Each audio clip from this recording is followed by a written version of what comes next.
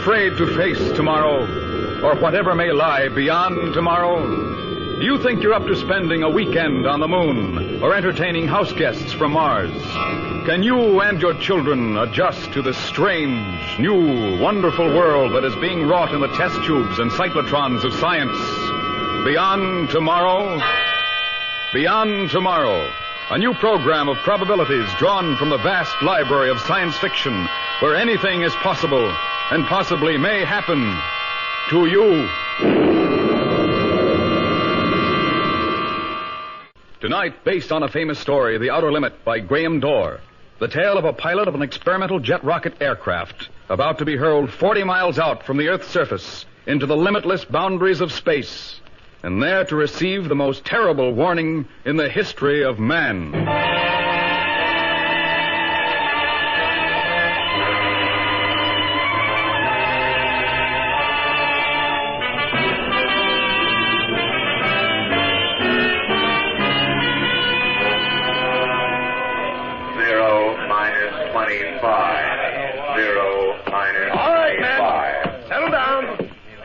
Settle down, men. Okay, Colonel. Yes, sir.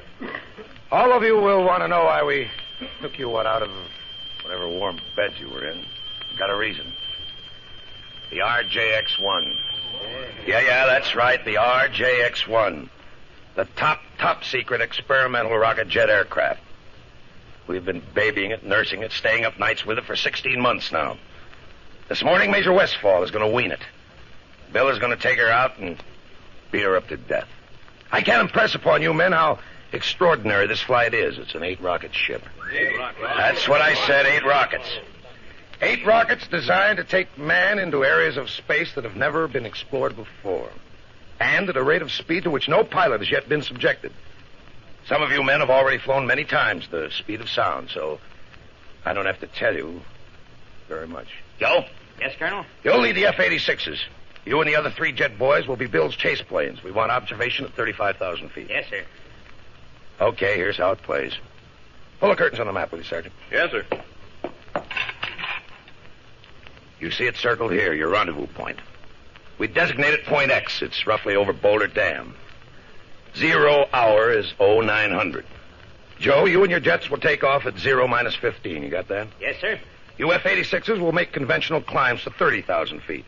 Rendezvous at Point X and call into meet control at 35,000 feet. Right, Joe? That cuts it, Colonel. Oh, no, wait a minute. Not quite. Now we hear about the weather. Pete? Yes, Colonel. Well, the weather's very pretty out, boys. All clear, ceiling unlimited. Winds aloft at 10,000, 80 mph, 25,000, 140 mph, 40,000, 150 mph. Estimated temperature, 45 below at 40,000 feet.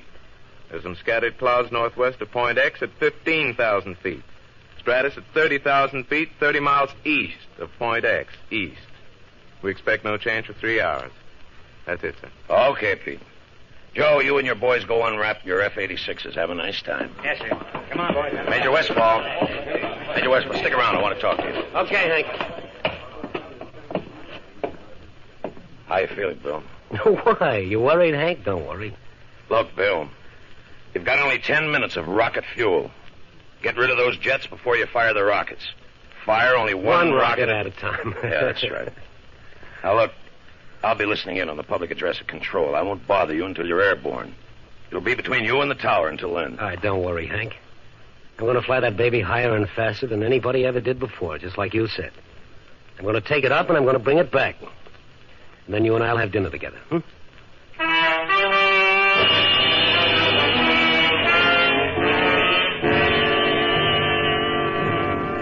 Good morning, Colonel. Mr. Hargrove, you'll be here at the control with me? It's all right with you, Colonel. I wouldn't have it any other way. You've checked the communications equipment, Sergeant? Oh, yes, sir. Major Westfall's been assigned a special radio frequency of 3970. Good. You'll take care of it, Sergeant. We don't want it to poop out or anything like that, do we? Yes, sir. No, sir. Hargrove, I got a thing on my mind. That boy on the plane you geniuses designed, he's my best boy. It's our best plane, Colonel. It better be. Now it's your turn. What do you got in your mind? Everything's in proper order, Colonel. Recording equipment, the television cameras in the cockpit, everything. Every known scientific device, even some unknown. They've been We're very talking about a man, Hargrove. That's all I really want to get back out of this. What about the man? There may be one difficulty. Tell me about it. I'd like to know. The takeoff. With all that load. The jets, the rockets. All at maximum fuel capacity. Never been tested that way before. Go on, Mr. Hargrove. Well, it's just that Major Westfall has only 6,000 feet to get his ship airborne. If he accelerates from 0 to 160 miles per hour in 6,000 feet, he should be airborne in 7 seconds. 7 seconds, that makes 0 plus G. Yes, Colonel. Beyond 0 plus G, well, beyond that, we don't know. We just don't know. Thanks. Thanks for everything, Mr. Hargrove. Sergeant. Yes, sir. Flip your switch on Major Westfall. I hear he's got a swell program. Flip them all, will you, Sergeant? Yes, sir. RJX-1 to tower. Any change in weather? Tower to RJX-1. Barometer reading 29.7. Set your altimeter accordingly. Roger. Wind 15 miles from south. Takeoff runway 27. Runway 27. Got it. 0 minus 130. 0 RJX-1 to control. Over. Control RJX-1, go ahead. This is just for you, Hank. Cabin pressure, okay. Oxygen pressure, okay. All right. Get off the dime, kid. Take a pill, Hank. You'll need it to settle your stomach. 0 minus 1. 0 RJX-1 to crew minus chief, 1. over. Crew chief to RJX-1. Go ahead. I'm ready to fire. Hold it. Okay, all set to fire. Clear? Clear. Starting right jet. Starting left jet. 0 minus 30 Tower to seconds. RJX-1. 0 Over. minus 30 seconds. RJX-1 to tower, go ahead. Western Airlines Convair reported over Ventura. Got it. Eastbound Constellation at 17,000 over Salt Lake. Roger. Western Airlines DC-4 on Base Lake at 1,000 over Burbank. The rest of the air is yours. Thank you so much. 0 minus 10. RJX-1 to tower. Ready for 8. takeoff. Tower to 7. RJX-1. 6. Clear for takeoff. 5. Good luck, Bill. 4. 3. 2. 1. 0. He's rolling. Plus. Rolling. B. C. D. E. F. Bill, lift it. G. Lift it. H. Lift it, Billy. He's got it. Bill made it, Mr. Hargrove.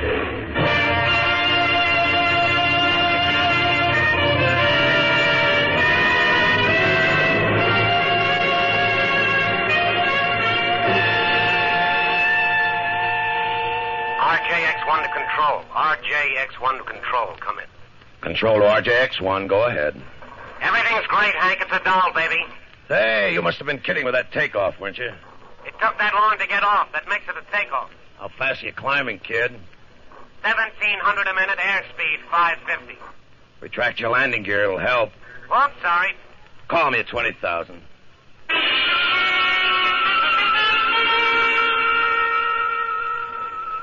Heading is 87. Everything is real good. Come in, Hank. How do you feel? I like it here. Pressure okay? Okay.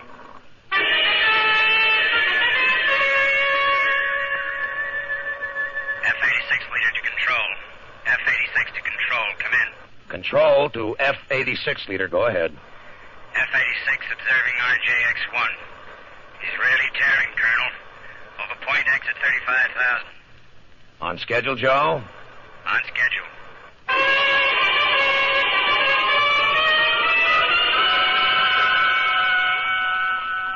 RJX-1 to control. RJX-1 to control. Come in. Control to RJX-1, go ahead, Bill.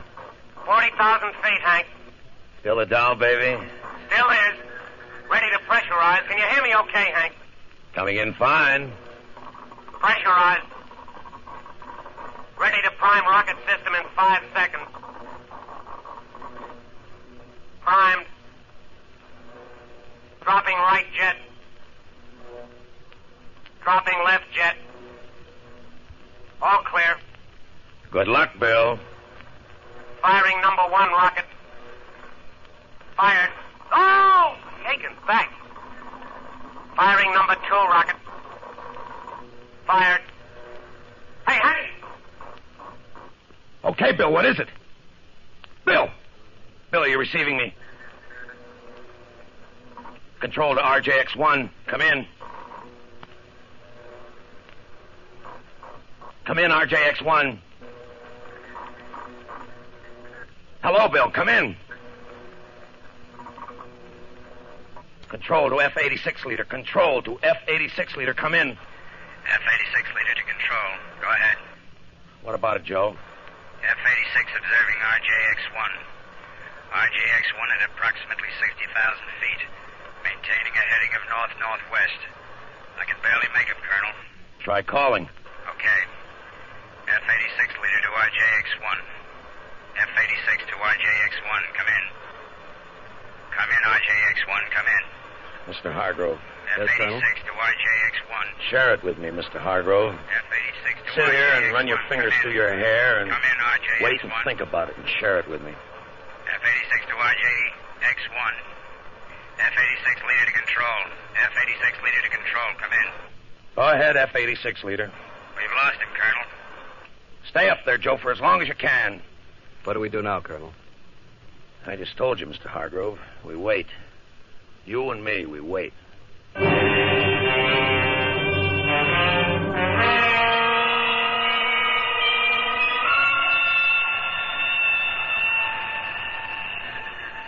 lost him, Colonel.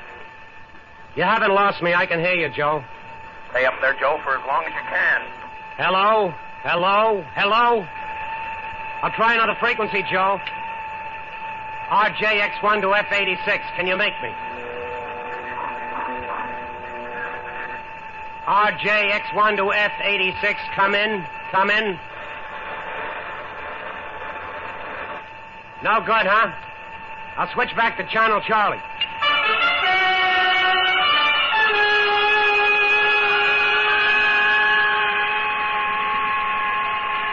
I still can't get you, Joe. I'll keep sending. Firing number 8 rocket. Fired. Hello, brother! Oh, brother!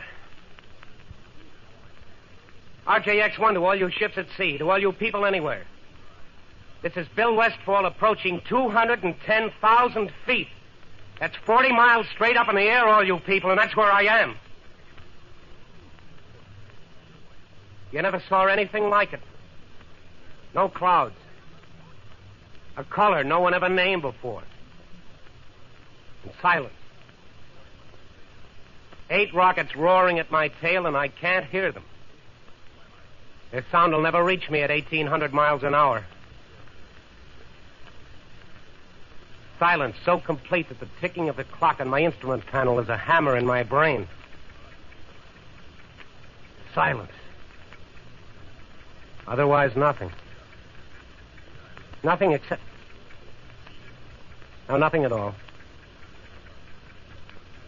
Wait a minute. Yes, there is something all right at 2 o'clock high. Oh, that's really something, brother.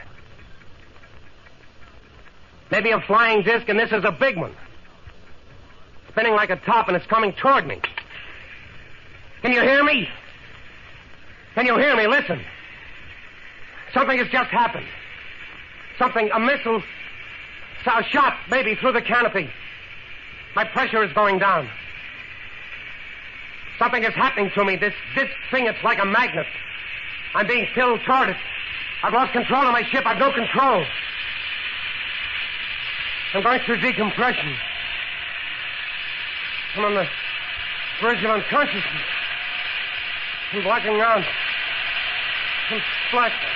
Can you hear?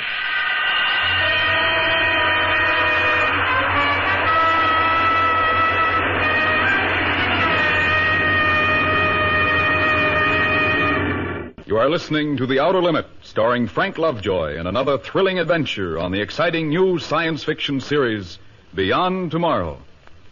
Now, back to our story.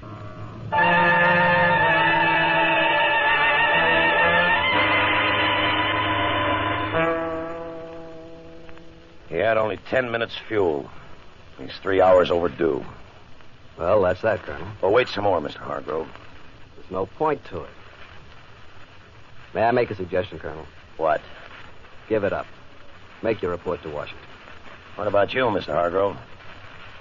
To be frank with you, Colonel, in another 16 months, there'll be another plane. The RJX-2. And the Army will give us another man to fly it. Not till we're certain about this man, and we're not certain. What do you propose to do? The things that are in the manual. We'll organize search parties and put spotter planes up in the air. Maybe Bill came down on the ocean. We'll call the Navy in. Colonel, if the RJX-1 came down on the ocean, it would sink in 3 minutes. You know it had no life preserver equipment on it. The added weight of We'll the call the instrument... Navy in. Whatever you say, Colonel. My guess is... What's your guess, Mr. Hargrove? My guess is that sometime, somewhere, on some beach or in some field, someone will pick up a piece of torn metal. That someone will be holding what's left of the RJX-1.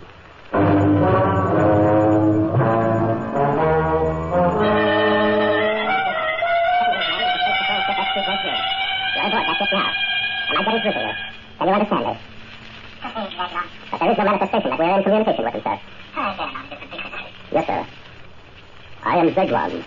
You're aboard the Space Patrol ship S2J3. Am I in communication with you? Can you understand me? Are we in contact? Can you understand now what I am saying to you? Yes. Yes, I can understand you. Earthman, your brain is in turmoil, is it not? It has great difficulty in accepting what you see. Yeah. Yes, that's right. Accepted. What you see here exists. All this? This exists? It exists, Earthman. The spaceship you're on exists. Those jet dynamos you see before you exist. Jet dynamos driven by the harness power of 1,000 suns. Listen, Earthman. Listen to them.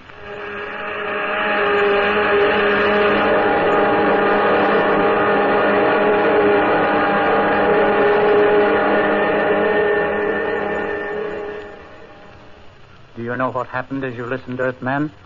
We have flung ourselves 10,000 miles into space. What do you say to that, Earthman? Well,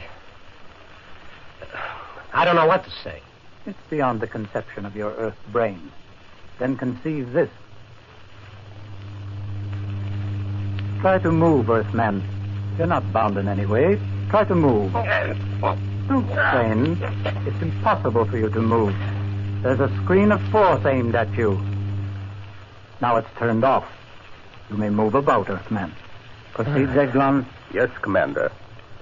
Earthman, I perceive that your intellect now accepts the fact. You are aboard Space Patrol ship S2J3. I am Captain Zeglon of the Galactic Guard. Galactic? Galactic Guard? The guardian of the galaxy. The guardian of the universes. The instrument the Brotherhood of Worlds has set up in defense against such a civilization as yours. What puzzles you, Earthman? Well, I can't see you. I can feel that you're here, but I can't see you. There is no necessity for you to see us. It is sufficient that we communicate with each other. Yes, but talking to you is... Well, it's not like talking. It's as if it were all happening inside my brain. It is. That is how I'm reaching you. By telepathy. Do you remember what happened to you before you blacked out? Yes, I think so. There was a sharp sound, like a bullet hitting the canopy. It was not a bullet. It was a ray. It was necessary to stop your flight. We have so much to tell you. Well, first tell me about my ship. Is it lost? No. It is such a crude little ship. Crude? Easy for us to repair. It will be returned to you. And you will return to Earth. Because you are the Earth's only hope of survival. Hope of survival? What do you mean? I will show you. What you see on this screen before you is a panorama of your own universe, far greater in scope than an Earthman has ever seen before. Observe. Observe where the line is pointing. Planet 3, Star 5, Galaxy C, Sector K. Is that the Earth? No. That dot, that speck you see revolving in the vastness, is your sun. A star whose surface is 12,000 times that of your Earth. Your Earth is not even visible here. What? How did you know we even existed? That was our problem. We first became aware of your planet when we found atomic dust in the upper atmosphere. We traced it to your Earth. It was that important to you? Quite. We determined that you were setting off atomic bombs. That's why the Galactic Council has quarantined you. Quarantine? I don't understand. How? How are we quarantined? We have sealed off your planet from the rest of space. But we have surrounded it with a force screen. When that screen has accumulated enough particles of atomic dust, your Earth will explode. Your civilization, you, all life will disappear forever. Listen to me, Earthman. Listen. We've had our own wars that almost destroyed our civilization. But we have finally outlawed war throughout space, including Earth. Now listen carefully, Earthman. If you continue to make atom bombs and hydrogen bombs, each many times more powerful than the last, and if you start making war with them, exploding them, it would upset the balance of the entire universe, throw all space into chaos. This, of course, we cannot allow. And the force screen with which we have surrounded the Earth will prevent it by exploding the Earth itself. Remember then, Earthman, if you start an atomic war, the Earth will at once be completely destroyed. Warn them, Earthman. Listen, Zeglan. Yes, Commander. Earthman, you will rise from your seat and open that door. Descend those stairs, Earthman. You will now enter the chamber to your left. There's your ship. Get into it, Earthman. Are you ready? Yes, I'm ready. While we were communicating, the patrol ship has returned to where we picked you up. And now you will be propelled toward Earth. Close your canopy. Open aperture. Warn them, Earthmen. Warn them. Fire!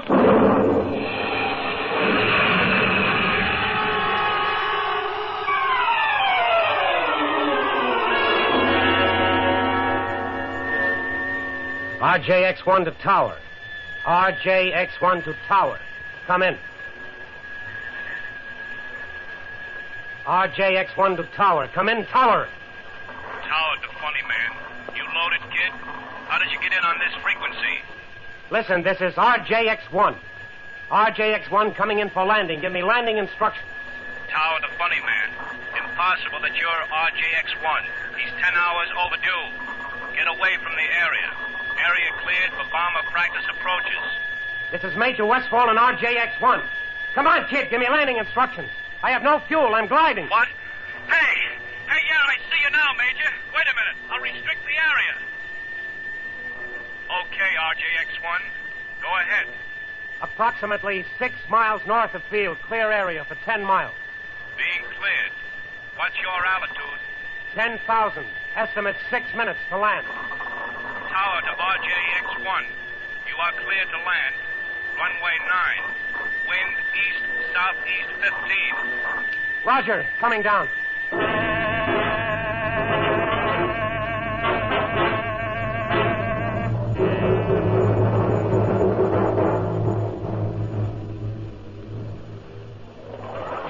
Hi, Hank. Bill, what happened? Hank, you won't believe it, but you've got to. I know you won't believe it. It'll knock you over. Now, just take it easy, Bill. Sergeant. Yes, sir. Have the ship gone over by Geiger counters for radioactivity and seal it. What? Oh, yes, Hank, you better mount a 24-hour guard on it. Look, what did you run into? Plenty. Listen to me, Hank. They said the Earth would explode. They said it was the end for us. They said that? Come on, let's go over to my office. You gotta believe me. Read it like an order, Bill. My office. I want Major Donaldson to look at you. The psychiatrist? Hank, you've got to listen to Come on me. over to the office.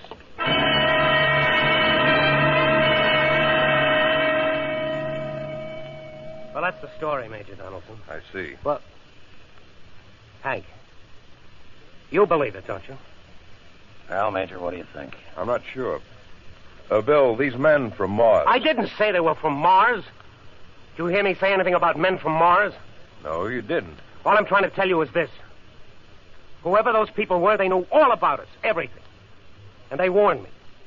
Our atomic bombs are a danger to the universe. One more, and we're going to be the juiciest galactic 4th of July of all time. Explode, finish, gone. Like that. How do you like it? All right, Bill, roll up your sleeve. Oh, now forget it, Major. All I need is a couple of drinks. Sorry, Bill. Sorry. Not right now.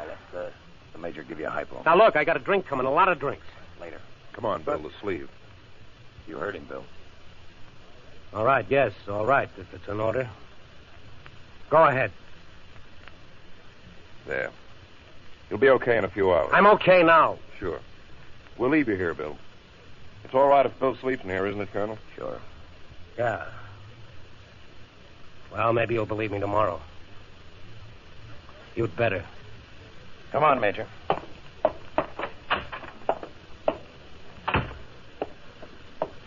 He'll be okay by himself, Major? He's been under a strain, but he'll sleep a long time. You better explain it to his wife somehow. I'll talk to him tomorrow. Tough. I've heard he's one of the best. He's the best. A combination of nerve and loyalty and lightning reflexes that comes once in 10 million times. What about it, Major? How does Bill look to you? I can't tell yet. Maybe a week, 6 months, 6 years. I'll need a whole lot of time with him before I can tell. I see. Well, he'd better get some sleep, too. All right. And don't worry, Colonel. He's a strong boy. Best nerves I've seen. I'd say things will be all right. Delusions like Bill's latched onto... Well, delusions like this... Major. Yes, Colonel? Major, when you make your charts for Bill, diagnose him and treat him and do all the things you have to, when you do that, Major, consider this. Yes? How did he keep that plane in the air for 10 hours? For 10 hours, Major, when he had fuel to last him only 10 minutes.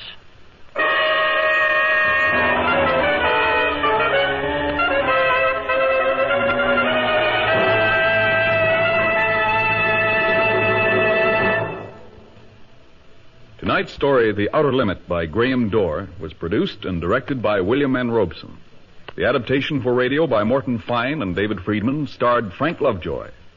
Featured in the cast were Charles McGraw as the Colonel and Jeff Corey as Major Donaldson. Special music was arranged and conducted by Del Castillo. Listen again at this same time next week to another exciting adventure in time and space. A story about you in the future. You beyond tomorrow.